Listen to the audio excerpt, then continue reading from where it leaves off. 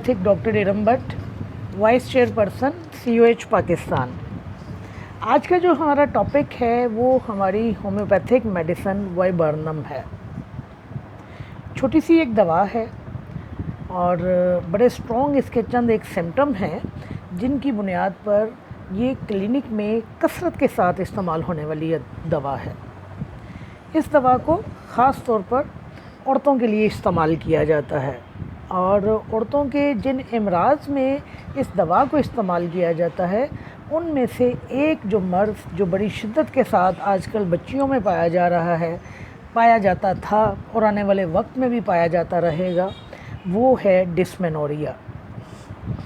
मैं आपको दवा आगे बढ़ाने से पहले, उसके करैक्टरिस्टिक सिम्टम्स बताने से पहले मैं आपको एक बात पूरे यकीन के साथ बता रही हूँ कि पिछले 4-5 साल से इस दवा को मैंने इंतहाई कामयाबी के साथ औरतों के इमराज़ में इस्तेमाल किया है।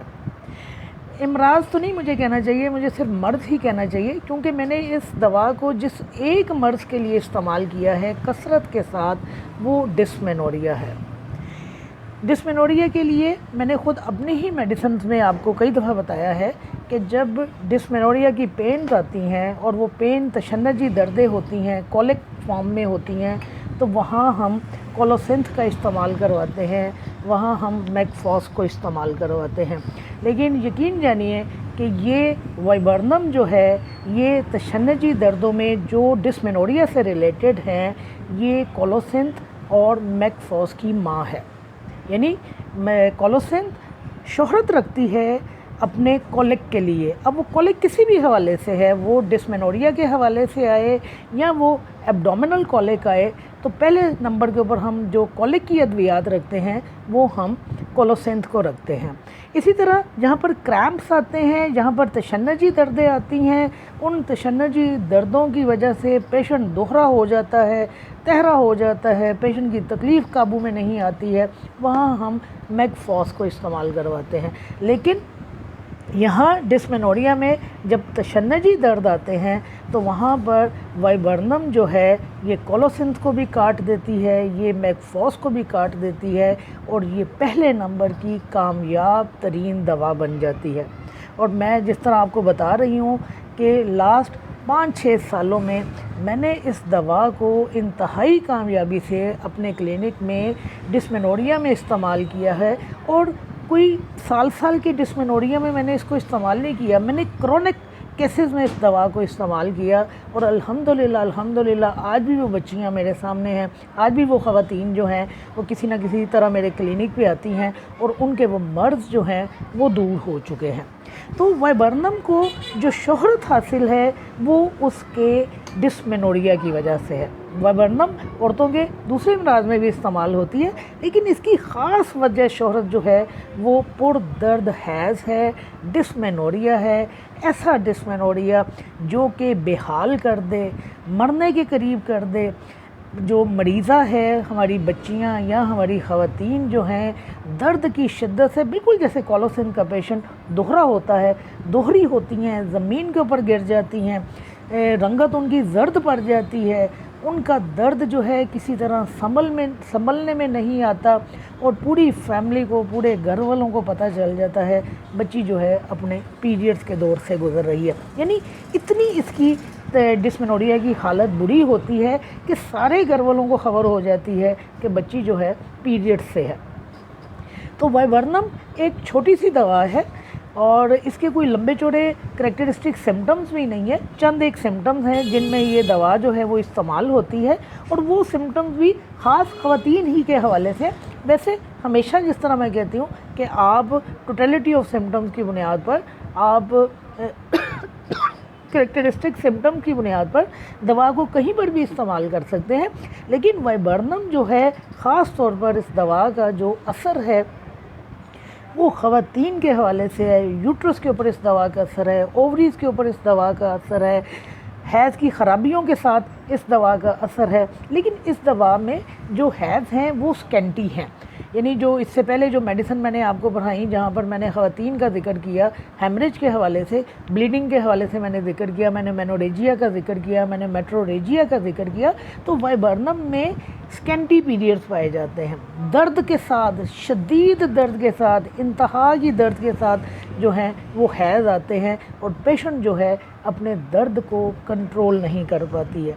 मैं यहाँ ख़वातीन के दूसरे मराज बताने से पहले मैं आपको बताती चलूँ, मेरे पास एक बच्ची आती थी, मेरे जानने वाली थी, उसको ना पीरियड्स के दौरान बहुत दर्द होती थी, लेकिन वो मुझसे पीरियड्स के दर्द की कोई दवा नहीं लेती थी। यानी बच्ची के माइंड में ये चीज़ सेट थी कि जब तक वो पैनाडोल का इस्तेमाल नहीं करेगी, जब तक वो कोई पेन किलर नहीं लेगी, उसकी दर्द ने कंट्रोल नहीं होना। पीरियड के पहले 2-3 दिन जो है बच्ची नीम मुर्दा हालत में अपने बिस्तर पे पड़ी रहती थी, हरकत नहीं कर सकती थी। कोई आके अगर उसको छू भी जाता था तो बच्ची की चीखें निकल जाती थी।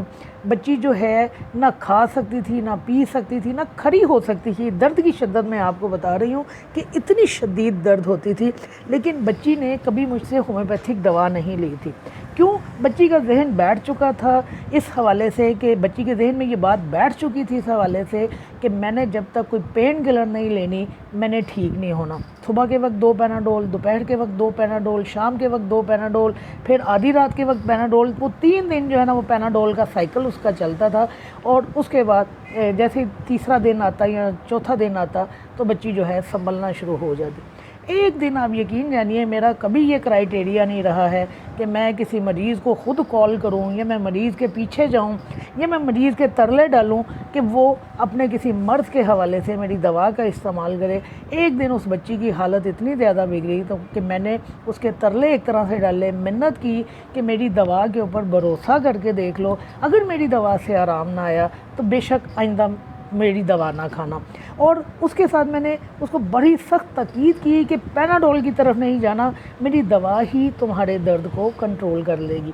अब अंदाज़ा कीजिए कि मैंने इतनी स्वीट कंडीशन में वाइबर्नम मदर टिंचर का इस्तेमाल किया। और उस वक्त जो मैंने उसको खुराकें दी, मैंने 4 खुराकें बना के दी मदर टिंचर की, और मैंने उसे कहा कि हर 15 मिनट के बाद उसने ये दवाई लेनी है। हर 15 मिनट के बाद बच्ची ने दवाई जो है जब ली, रिपीट की, मेडिसिन खाई, तो घंटे 1.5 घंटे के अंदर उसकी तबीयत संभलना शुरू हो गई। लेकिन जहन से खौफ नहीं जा रहा था, यही डर था कि अभी अगर दर्द शुरू हुई तो बेतहाशा शुरू होगी। फिर मैंने जो हमारा तरीक़ाकार है उसके मुताबिक मैंने दवा का ड्यूरेशन बढ़ा दिया, फिर मैंने घंटे घंटे के बाद कर दी। फिर इसी तरह ड्यूरेशन बढ़ाते बढ़ाते मैं 3 घंटे के ड्यूरेशन के ऊपर मैं उसको लेके आ गई। 2 दिन बच्ची ने मेरी दवाई खाई, खौफ नहीं ज़हन से निकला, लेकिन यकीन बन गया कि हमारी होम्योपैथिक दवाई काम करती है।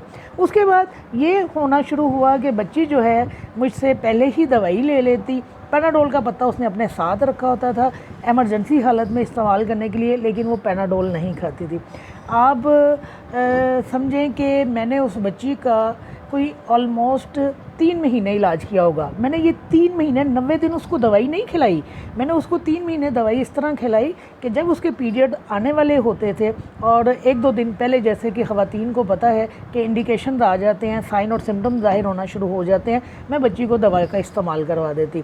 पहले 2 दिन, पीरियड से 2 दिन या 3 दिन पहले वो दवाई खाती, 1 दिन और दूसरा दिन वो पीरियड के दौरान खाती, और 3 महीने के बाद आप यकीन जानिए बच्ची की दवाई ख़त्म हो गई। आज वो बच्ची 2 बच्चों की माँ है, और उसके बाद उसको डिस्मेनोरिया की प्रॉब्लम नहीं हुई और कभी उसको ये वाइबर्नम इस्तेमाल करने की मुझे ज़रूरत पेश नहीं आई। ये एक केस है जो मैंने आपको स्वेलिटी वाला बताया है। इसके अलावा भी मेरे पास 1-2 और भी केसेस हैं जो मैं आपको बता सकती हूँ, लेकिन चूँकि वो सारे वाइबर्नम के डिस्मेनोरिया के हवाले से हैं, लिहाजा मैं तफसील में नहीं जाऊँगी। लेकिन मैं आपको एक बार फिर बता रही हूँ कि मैंने अपने क्लिनिक में वाइबर्नम क्यू का इस्तेमाल इंतहाई कामयाबी के साथ किया है। शिद्दत के हैज़ के दर्द, शिद्दत के साथ डिस्मेनोरिया, पेशेंट खड़ा ना हो सके, जिस तरह मैंने आपको कहा कि ये सारे सिम्टम कॉलोसिंथ में भी पाए जाते हैं, मैकफॉस में भी पाए जाते हैं, लेकिन वाइबर्नम जो है डिस्मेनोरिया के हवाले से तमाम दवाइयों की एक तरह से माँ है। आप इस दवा को सिर्फ डिस्मेनोरिया के लिए याद कर लीजिए। अब फिर ये डिस्मेनोरिया किसी भी हवाले से आए, एंडोमेट्रियोसिस के हवाले से आए, मैं आपको एक बात बता दूँ यहाँ पर, हमारे दो मर्ज हैं, एक एंडोमेट्राइटिस और एक एंडोमेट्रियोसिस। एंडोमेट्राइटिस कहते हैं कि एंडोमेट्रियम की सोजिश हो जाए और उसमें भी जो पीरियड्स हैं वो तकलीफ़ के साथ आते हैं। एंडोमेट्रियोसिस जो है ये इंतहाई तकलीफ़देह हालत है। इसमें हमारे सेल्स जो हैं वो जो एंडोमेट्रियम बनाते हैं वो यूट्रस के अलावा कहीं और जाके इम्प्लांट कर जाते हैं, जैसे ओवरीज में कर सकते हैं, एब्डोमेन में कहीं भी जाके वो प्लांट कर सकते हैं, इवन आपके बाजू की स्किन के ऊपर भी जो है वो सेल जो है इम्प्लांट कर जाते हैं। तो ये जिन लोगों को एंडोमेट्रियोसिस की प्रॉब्लम है ना, उनके पीरियड्स इंतहाई तकलीफ़देह होते हैं। उनकी भी यही कंडीशन सामने आती है कि वो दर्द की शिद्दत से बेहाल होते हैं, उठ नहीं सकते, क्रैम्प्स पड़ते हैं, यानी वही सारे साइन और सिम्टम आते हैं जो मैकफॉस के और कोलोसिन के आते हैं। तो ऐसी हालतों को भी मैंने वाइबर्नम से कंट्रोल किया है। एंडोमेट्रियोसिस के हवाले से मैं ये नहीं कहूँगी कि मैंने मर्ज़ को ख़त्म कर दिया, क्योंकि ये सेल जो हैं कहीं किसी भी जगह पर प्लांट हो सकते हैं। अगर आप एक दफ़ा ऑपरेट भी करवा लें तो कोई ये श्योरिटी नहीं है कि दोबारा ये सेल कहीं पे नहीं लगेंगे, ये किसी भी जगह जाके लग सकते हैं। आपकी ओवरीज में लग जाते हैं, फिर दूसरी ओवरीज में भी लग जाते हैं, यूट्रस के भी किसी हिस्से के ऊपर ये इम्प्लांट कर सकते हैं। तो हैज़ के दौरान जब ब्लीडिंग होती है तो उन तमाम हिस्सों से जहाँ पर ये सेल इम्प्लांट हुए होते हैं ब्लीडिंग होना शुरू हो जाती है। तो ऐसी हालत में भी इंतहाई तकलीफ़देह सूरत हाल सामने आती है, शिद्दत का हैज़ का दर्द आता है और इस हैज़ के दर्द को आप वाइबर्नम से भी कंट्रोल कर सकते हैं और साथ में हेल्पिंग मेडिसिन के तौर पर आप मैकफॉस का भी इस्तेमाल कर सकते हैं। तो वाइबर्नम में ये जो मैंने इतनी लंबी चौड़ी तमहीद बांधी, मैं आपको सिर्फ ये बताना चाह रही हूँ कि आपके क्लिनिक के ऊपर अगर आपकी ज़िंदगी में इस तरह के आपको पेशेंट्स मिलें जो हैज़ की दर्द की शिद्दत से बेहाल हो रहे हों, वहाँ वाइबर्नम को मदर टिंक्चर में इस्तेमाल कीजिए।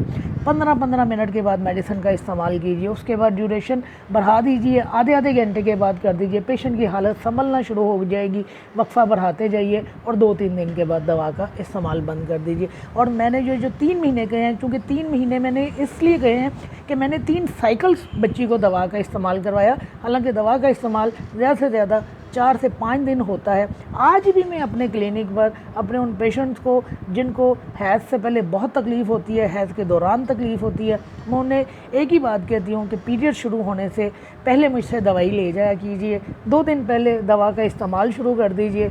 शिद्दत की दर्द आए तो घंटे से आधे घंटे के वक्फे से दवा खा लीजिए। और अल्हम्दुलिल्लाह अल्हम्दुलिल्लाह अल्हम्दुलिल्लाह अल्लाह पाक ने इस मामले में मुझे कभी नाकाम नहीं किया। मर्ज़ को ख़त्म करना एक और बात है, मर्ज़ के सिम्टम्स को कंट्रोल करना एक और बात है। जैसे अभी मैंने आपको कहा कि मैंने इस दवा से डिस्मेनोरिया को ख़त्म किया, और एंडोमेट्रियोसिस के हवाले से मैंने कहा कि मैंने मर्ज़ को ख़त्म नहीं किया, मैंने सिम्टम्स को कंट्रोल कर लिया। तो वाइबर्नम जो है हमारी ये ख़ास तौर पर औरतों की दवा है। जिस तरह हमारी बहुत सारी ख़वातीन की मेडिसिन है, इसी तरह ये दवा भी उसी कैटेगरी में आती है। और इस दवा का जो मेन फोकस है वो पीरियड्स के हवाले से है, डिस्मेनोरिया के हवाले से। और दूसरी बात जो मैंने आपको साथ रिलेट की वो ये कि इसमें जो पीरियड्स पाए जाते हैं वो स्कैंटी पाए जाते हैं। इसके अलावा जो एक और चीज़ इस दवा में पाई जाती है और जिसके लिए इस दवा को इस्तेमाल किया जाता है वो मिसकैरेज है। ऐसी ख़वातीन जिनको जब हमल होता है और फ़ौरन ही मिसकैरेज हो जाता है और बार बार मिसकैरेज होता है, तो ये दवा उस रुझान को ख़त्म करती है, ख़वातीन के उस मर्ज़ को ख़त्म करके बांझपन को दूर करती है और ख़वातीन को साहिब औलाद करती है।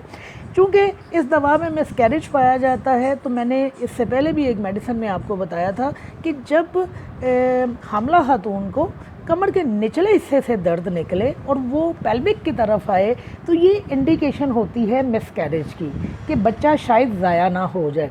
तो यही चीज़ वाइबर्नम में पाई जाती है कि इसकी जो हामला खातून है उसके पीछे से यानी निचली कमर से दर्द निकलती है और आगे पेल्विक की तरफ आती है और वो साइन देती है, इंडिकेट करती है कि कोई ख़राबी होने जा रही है, तो आप वहाँ पर भी वाइबर्नम को इस्तेमाल कर सकते हैं। ऐसी ख़वातीन जिनके कसरत के साथ इस्कात होते हैं, इस्काते हमल होता है, आप उस इस्काते हमल को रोकने के लिए भी वाइबर्नम को इस्तेमाल कर सकते हैं।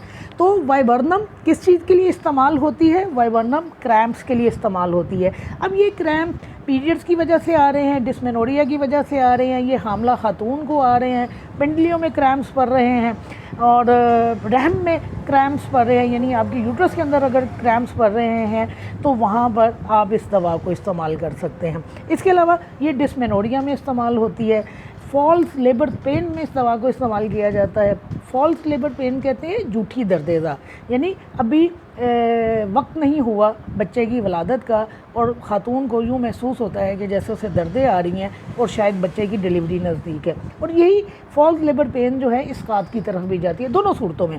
तो जहाँ हम फॉल्स लेबर पेन्स के लिए कोलोफाइलम को इस्तेमाल करवाते हैं, यहाँ ये बात मैं बता दूँ कि फ़ॉल्स लेबर पेन जो हैं, जो आखिरी महीनों में आती हैं, उनकी सरफ़ेस जो दवा है वो कोलोफाइलम है। लेकिन अगर आपको इसमें इस्कात की हिस्ट्री मिल रही है, मिसकैरेज की हिस्ट्री मिल रही है और आपको दूसरे सिम्टम जो है वाइबर्नम के मिल रहे हैं, तो आप इस मर्ज़ के लिए कोलोफाइलम की जगह वाइबर्नम को भी इस्तेमाल करवा सकते हैं कि ये ख़वातीन के हवाले से है, ख़वातीन की यूट्रस के ऊपर काम करती है। तो लिहाजा अगर झूठी दर्द-ए-ज़ा पाई जा रही है तो वहाँ पर आप वाइबर्नम को भी इस्तेमाल कर सकते हैं। ओवरीज़ में अगर कोई मसला आ रहा है, ओवरीज़ में अगर कोई कंजेशन आ रही है, ओवरीज़ में पेन आ रही है, और जिस तरह मैंने आपको कहा कि हमारे एंडोमेट्रियोसिस जो मर्ज़ है उसमें हमारे जो सेल्स हैं वो ओवरी में इम्प्लांट कर जाते हैं, और जब भी पीरियड्स आते हैं इंतहाई दर्द होती है, ओवरी वाले हिस्से में स्वेलिंग होती है, नॉर्मली भी पीरियड्स के अलावा भी स्वेलिंग होती है, पेन होती है, तो वहाँ पर भी हम इस दवा को इस्तेमाल कर सकते हैं। इसके अलावा इस दवा को आप, जिस तरह मैंने कहा कि मिसकैरेज को रोकने के लिए भी इस्तेमाल किया जा सकता है कि जब हमें पता चले कि ख़वातीन में ये हिस्ट्री पाई जा रही है कि मिसकैरेज हो जाता है बार बार, तो वहाँ हम वाइबर्नम को इस्तेमाल करते हैं। तो क्लिनिकली इस दवा के 2-4 ही आप कह लीजिए कि पॉइंट्स हैं जिन पर ये दवा फोकस करती है। डिस्मेनोरिया को एलेबोरेट कर लीजिए। मिसकैरेज जहाँ पे बार बार इसका हमल पाया जा रहा है, और तीसरी चीज़ जो इसमें पाई जा रही है वो क्रैम्प्स पाए जा रहे हैं, यानी कोलिक भी पाया जा रहा है और क्रैम्प्स भी पाए जा रहे हैं। कोलिक कहते हैं ऐसा दर्द जो कि जिससे आपको ये पता चले कि जैसे आपके अंदरूनी अज़ा को किसी शिकंजे से कस लिया गया है, और उस दर्द की शिद्दत की वजह से आप जो हैं झुक जाते हैं, ईंठन का शिकार हो जाते हैं, या क्रैम्प्स आपको पड़ते हैं। ये मिलते जुलते क्रैम्प्स और कोलिक जो है ये मिलते जुलते हैं, लेकिन चूँकि कोलिक जो है वो आपके पेट के हवाले से आता है, अब आपको कोलिक पेन जो है वो पिंडलियों में नहीं आएगी, पिंडलियों में आपको क्रैम्प्स आएंगे, यानी तशन्नजी दर्द आएंगे। तो जहाँ पर तशन्नजी दर्द आएंगे, जहाँ पर कोलिकी पेन आएंगी पेट के हवाले से, आपके रहम के हवाले से, आपके पेल्विक रीजन के हवाले से, वहाँ पर हम वाइबर्नम को इस्तेमाल करते हैं क्रैम्प्स के लिए और कोलिकी पेन्स के लिए। इसके अलावा इसकी एक सेंसेशन है जो बड़ी अच्छी और कामयाब सेंसेशन है कि ख़वातीन को इस तरह का एहसास होता है कि जैसे पीरियड्स आने को है, हालांकि पीरियड्स आ नहीं रहे होते, और इस पॉइंट को ख़वातीन बड़ी अच्छी तरह से समझ सकती हैं क्योंकि उन्होंने इस पॉइंट को जो है ये पॉइंट जो है इसको भुगता हुआ होता है कि ख़वातीन को पता चल रहा होता है, कैसे लगता है कि जैसे पीरियड्स आ रहे हैं, उनको सेंसेशंस आ रही होती हैं, उनको फीलिंग्स आ रही होती हैं, लेकिन पीरियड्स आ नहीं रहे होते। तो लिहाजा जहाँ कहीं ये सेंसेशन पाई जाए कि पीरियड जैसे हैज़ होने को है, वहाँ पर आप इस दवा का इस्तेमाल कर सकते हैं। तो फिर एंड के ऊपर मैं मुख्तसर बताऊँगी, 2 पॉइंट में समेटूँगी, कोलिक और क्रैम्प्स। इन दोनों के लिए वाइबर्नम जो है बेहतरीन दवा है, और मैंने जिस तरह डिस्मेनोरिया के हवाले से आपको बताया कि ये कोलोसिंथ और मैगफॉस से कहीं बड़ी दवा है, ये उनकी एक तरह से माँ है। आप कोलोसिंथ को ना इस्तेमाल करवाइए, आप मैगफॉस को इस्तेमाल ना करवाइए, ख़वातीन के जुमला अमराज में आप इस मेडिसिन को इस्तेमाल करवाइए, और इंशाल्लाह आपकी मेडिसिन जो है माँ सिवाय इसके कि अल्लाह पाक की तरफ से कोई रुकावट हो, आपके मरीज़ को शफा याब कर देगी। अपनी ज़िंदगी में अगर आपको अपने एक्सपीरियंस में, अपने क्लिनिक में इस तरह के लोग मिलते हैं या आपने ऐसे लोग देखे हैं, तो नेक्स्ट जहन में उनके लिए इस दवा को रख लीजिए। ये मैं अपने जूनियर डॉक्टर्स के लिए बात कर रही हूँ, या मैं उन स्टूडेंट्स के लिए बात कर रही हूँ जब ये सीखने के अमल से हैं। तो जहाँ कहीं डिस्मेनोरिया आएगा, जहाँ कहीं हैज़ की शिद्दत इस कदर ज़्यादा होगी कि मरीज़ा मरने के करीब हो जाएगी, वहाँ हम वाइबर्नम का इस्तेमाल करवाते हैं। शुक्रिया।